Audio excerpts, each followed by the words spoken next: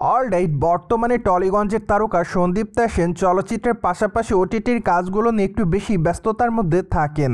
যদিও এই সুন্দরী তারকা এট দ্য ফার্স্ট টাইম নাটকে অভিনয় করার মাধ্যমে দর্শকদের কাছে দর্শকপ্রিয়তা অর্জন করেন, তারপরই অবশ্য তাকে চলচ্চিত্রের পাশাপাশি ওটিটিতে কাজ করতে দেখা যায় নিয়মিত, যার প্রেক্ষাপটে বর্তমানে তাকে আর নাটকের পর্দায় তেমন একটা দেখতে পায় না তার দর্শকরা। তাই তো বলাই বাহুল্য যে তাকে অবশ্য অনেকটাই মিস করে ছোট পর্দায় তার ভক্তরা। কিন্তু বর্তমানে এই সুন্দরী তারকাকে যে ওটিটির পর্দাতে নিয়মিত কাজ করতে দেখা যায়, তাই তো বলাই বাহুল্য যে আগামী দিনে তাকে অবশ্য বীরঙ্গনা ওয়েব সিরিজে অভিনয় করতে দেখা যাবে। যদিও সিরিজটি অবশ্য 25 জুলাই মুক্তি পাবে এমনটাই জানা যায়।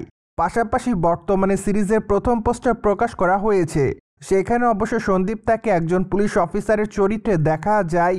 পাশাপাশি তার পরনে রয়েছে পুলিশের পোশাক, সেই সাথে তার হাতে দেখা যাচ্ছে গান, এমনকি তার ব্যাকগ্রাউন্ডে দেখা যাচ্ছে ইনভেস্টিগেশন বোর্ড, যেখানে অবশ্য বেশ কয়েকজনের ছবি লাগানো রয়েছে। পাশাপাশি অবশ্য তুখুর দৃষ্টিতে সামনের দিকে তাকিয়ে আছে সন্দীপ্তা সেন।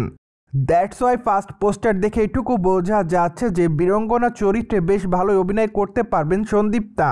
পাশাপাশি অবশ্য সিরিজটিতে একজন সৎ পুলিশ অফিসারের চরিত্রে কাজ করবেন তিনি। যাই হোক, এখন শুধুমাত্র অপেক্ষার পালা, কেননা বীরঙ্গনা সিরিজের ট্রেলারটি যখন প্রকাশ্যে আসবে তখন অবশ্য বোঝা যাবে সিরিজটিতে সন্দীপ্তা কেমন অভিনয় করেছে। পাশাপাশি তখন অবশ্য একটু হলেও ধারণা পাওয়া যাবে সিরিজের গল্পটি আসলে কেমন হতে পারে। অন্যদিকে বর্তমানে এক ঘনিষ্ঠ সূত্রের মাধ্যমে জানা যায় সন্দীপ্তা সেনের হাতে বেশ কয়েকটা চলচ্চিত্রের কাজ রয়েছে। পাশাপাশি অবশ্য আগামী দিনে তাকে অবশ্য নতুন ওয়েব সিরিজও কাজ করতে দেখা যাবে। আর এজন্যই বর্তমানে বলাই বাহুল্য যে খুবই ব্যস্ততম তারকাদের মধ্যে সন্দীপ্তা সেন। প্রসঙ্গত, সন্দীপ্তাকে সর্বশেষ অবশ্য অভিনয় করতে দেখা যায় ভূতপূর্ব চলচ্চিত্রে।